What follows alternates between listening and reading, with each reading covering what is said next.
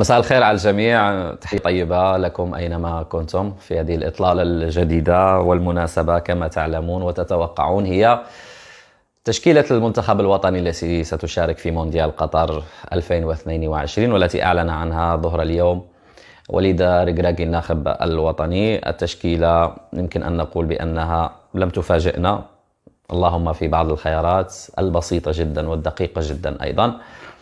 كما تعلمون عودة عبد الرزاق حمد الله بعد طول غياب. أنا وعدتكم أنني لن أتحدث عن عبد الرزاق حمد الله، وهذا الوعد كان في إطار ما قبل أن يعلن وليد الركراكي التشكيلة، لكي لا يتم القول بأن هناك تشويش أو أن هناك دفاع مستميت عن اللاعب. لا، نحن فقط وضحنا بعض الأفكار في إطار حملة كان فيها محاولة لاغتيال الشخصية كما يقال، تشويه صورة اللاعب ولا دون النظر إلى مستواه الفني وإلى ما يحقق من أرقام.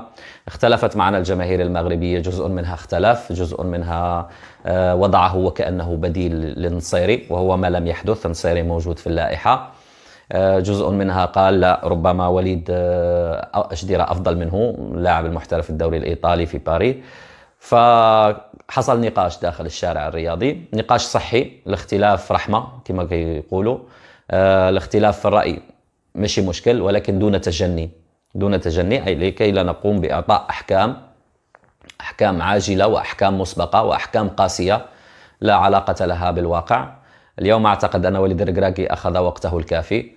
قد يقول البعض، ولأنه التركيز حتى في الفيسبوك إبان إعلان اللائحة كل شيء عبد الرزاق حمد الله، عبد الرزاق حمد الله.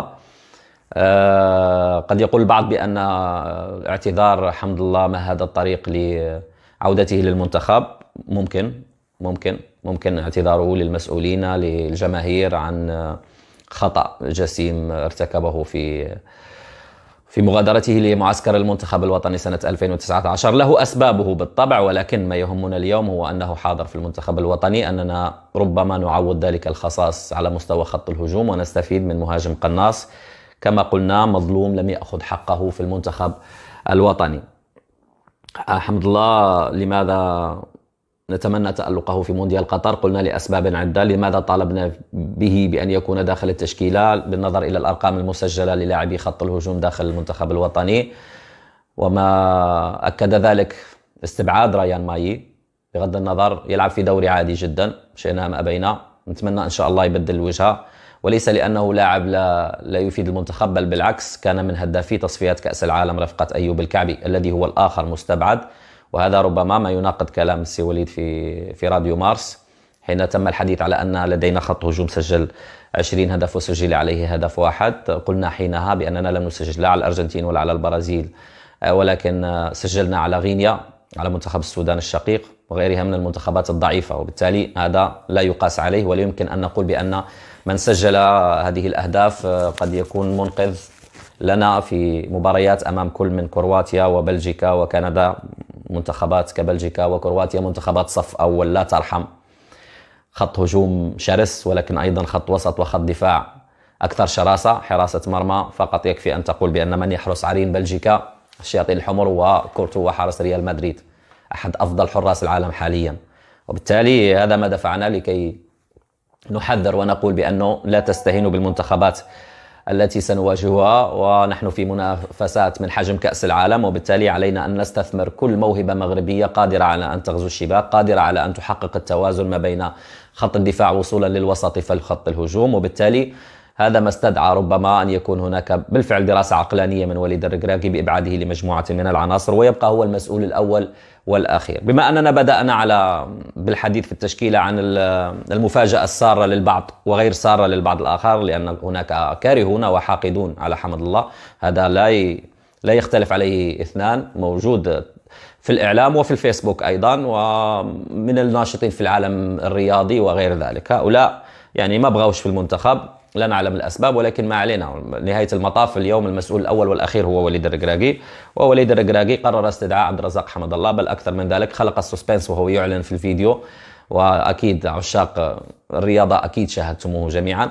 جعله هو اللاعب الأخير الذي أعلن عنه في اللائحة، ونتمنى أن يكون بالفعل ختامها مسك أو مسك الختام هو عبد الرزاق، وأن يعطي الإضافة للتشكيلة التي ستكون هناك في مونديال قطر. والتي ستغادر على ما أعتقد يوم 13، يعني ما بقى لهمش بزاف، الأحد ربما أو الاثنين على أبعد تقدير سيصلون إلى هناك. لدينا مباراة ودية مع جورجيا كما تم الإعلان عن ذلك مسبقا، إن شاء الله تكون فرصة لاختبار العناصر التي تم اختيارها لتمثيل أسود الأطلس في هذا المحفل الدولي الهام. أول ردة فعل من عبد الرزاق حمد الله كانت عبر منصة انستغرام، قال: الحمد لله من قبل ومن بعد، الحمد لله أن رزقني تمثيل منتخب بلادي ووطني، كأني ولدت من جديد، كأني ولدت من جديد، وهذه فرحة لا توازيها فرحة أخرى مهما كانت.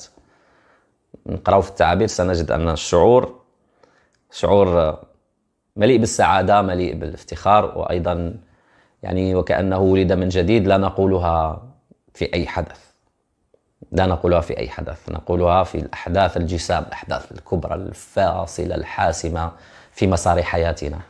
فعرف كيف يعبر. أحب شكر كل الجماهير المغربية على مساندتها لي، وإن شاء الله أكون قادر على مساعدة أخواني اللاعبين وتقديم أفضل مستوياتنا لإفراح بلدنا ووطننا إن شاء الله. نتمنى إن شاء الله أن تكون عند حسن الظن، وأن تقدم الإضافة للمنتخب الوطني، وأن تمثل بإذن الله نقطة قوة على مستوى خط هجوم الأسود في المونديال، لأننا نحتاج بالفعل للتهديف، ولدينا دروس وعبر من مناسبات كثيرة جدا. ذهبنا لم نستطع زيارة الشباك إلا فيما نظر، والدليل أن أفضل هداف لدينا في المونديال سجله يعني لديه هدفين لا أكثر.